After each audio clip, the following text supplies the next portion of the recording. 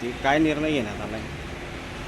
काल 4 दिवसापासून रोज रात्री लाईट जाते आणि मी मुंबईला जाऊन आलो. विजेची शॉर्टेज कुठेच नाही आहे, फक्त नियोजन होत नाही. त्यांना ज्या नवीन डिप्या पाहिजे त्या डिप्या शॉर्ट होत आहे.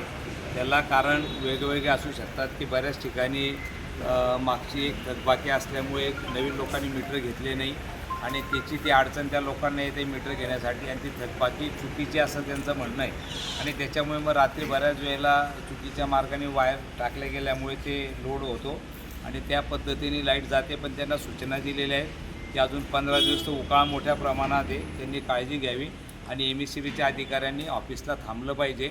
कारण तो रोज जास्त लोकांचा की फोन उचलत नाही, कोणी ऑफिसला थांबत नाही, त्याही त्यानं सूचना दिलेल्या आहेत. आता सोमवारी परत मी मीटिंग घेतलेली, जे आपण सूचना केल्या की उद्योजक काही नाराज होते त्याची पण सोमवारी परत त्यांना मीटिंग लावण्याच्या सूचना दिलेल्या आहेत आणि नक्कीच लवकरात लवकर लोकांना त्रास कमी होईल याची काळजी घेण्याचा प्रयत्न करणार आहे. मावा गेल्या 5 वर्षापूर्वी छत्रपती शिवाजी महाराज उड्डाणपूल झालेला होता. आज त्याची दुरुस्तीसाठी 24 तासासाठी बंद ठेवण्यात आला आहे. कुठेतरी ठेकेदाराने चुकीचं काम केलं आहे, त्याच्यावर काही ब्लॅकलिस्टचा काही कारवाई होईल का? नाही, कारवाईचे आम्ही परत सांगतो की आम्ही माझे पत्र पण धावतो की कोणतंही काम असो, आमदारी असो, खासदारी असो किंवा कोणाचाही निधी असो, ही जबाबदारी प्रशासनाची असते. त्यांनी उभं राहून सुपरवायझरने काम करून घेतलं गेलं पाहिजे आणि थर्ड पार्टी ऑडिट झाल्याशिवाय कोणतेही पेमेंट देऊ नये असे सुद्धा पत्र दिलेले आहे.